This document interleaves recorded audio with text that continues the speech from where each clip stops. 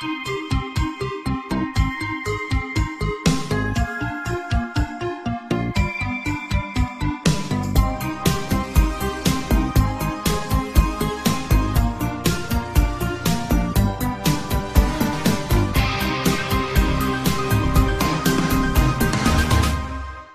human race may already be vampires and they don't even know it.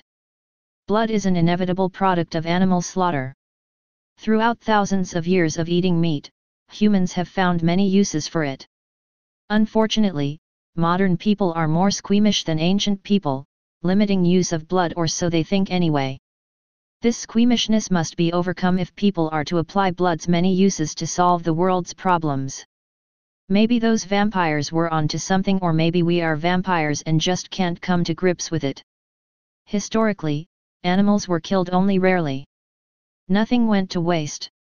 Even blood found use as a thickener in soups and sauces, a role more typically played by eggs. This is possible because eggs and blood are similar in chemical makeup, particularly in their having albumin. Even in modern times, blood still has use as an egg substitute. In World War II, Germans used blood plasma instead of eggs for many foods. Even coq au vin, a dish Julia Child often made on her cooking show, traditionally used rooster blood as a thickener. Eggs are often the most expensive part of baked goods. Spray-dried plasma protein concentrates are 1/3 the cost of spray-dried egg whites. Depending on the type of cake and animal, blood plasma can fully or only partly replace egg ingredients. Blood albumin coagulates at a lower temperature than eggs, so less heat and thus less time is required to cook it. Blood has the obvious disadvantage of its coppery taste, but the taste can be covered by pairing it with a strong flavor from herbs and spices. Back to our love for processed meats. As a kid I loved Spam and deviled ham. But processed meats are high in fat. This is unhealthy, so the meat industry wants a lower fat alternative that is just as appealing to customers. Blood ingredients may have solved this problem. As proteins, they have fewer calories than fat and so reduce calories for every gram of fat they replace.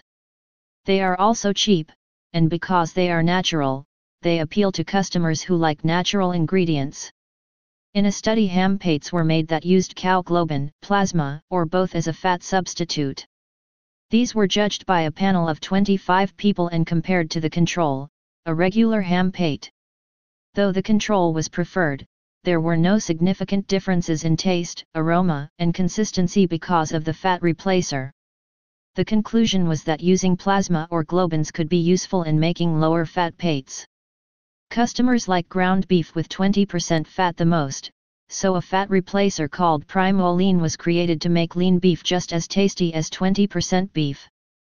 Primo Lean is made from several ingredients, including cow plasma that was hydrolyzed, or broken down through enzymes. If you look on the back of the cans of potted meat, tuna, deviled ham, you will see a major decrease in fat content. Many of you, just like me, love cookies and donuts. Did you know they are rich in iron? Guess where that iron comes from? Blood carries iron through hemoglobin. Heme, the iron-containing compound in hemoglobin, is a cheap, efficient, and easily digested iron source. Unlike typical iron fortifiers, chemicals in the diet rarely interfere with its digestion. Using blood-based ingredients from slaughterhouse blood seemed an effective way to prevent anemia. A Chilean study fortified milk with cow hemoglobin. At 15 mg of iron per liter, the milk did not change flavor and had a café au lait color. However, the iron in the heme oxidized the milk and it quickly turned rancid. Fortifying milk was judged impractical, so cookies, which were lower in fat, were used instead. Each child was given 3 to 4 of these chocolate-flavored cookies with milk. Though it successfully increased iron in the children's diets, at the time there was much less anemia in the population than expected from a previous nationwide survey. Similar blood cookie studies were done in Brazil and Mexico.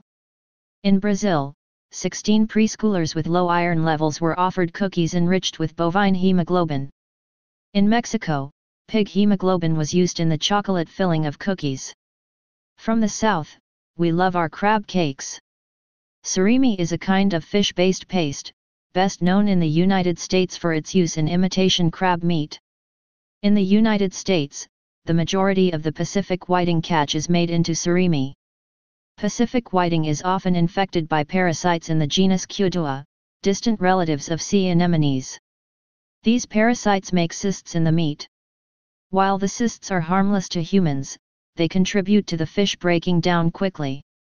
The rapid breakdown made it a low-valued fish with very little market in the United States and Canada. This all changed when people started using cow blood. Of all enzyme inhibitors studied, it was the most effective. It also improved gel strength, important for giving the surimi the proper texture. However, after the mad cow disease outbreak in 2003, using cow plasma in surimi was banned in several countries. Egg white, used as a substitute, was not as effective as cow plasma. The demand for a better substitute led to studies on the use of other blood-based additives, such as pig, chicken, and trout plasma. We need to come to the conclusion we all may be some form of vampires, and it may be time to admit our secret habit. We are the vampires, the monsters that walk in the day and the dark. Maybe we just wanted to hide our history, so we never talked about it. In any case, stay paranoid, my friends.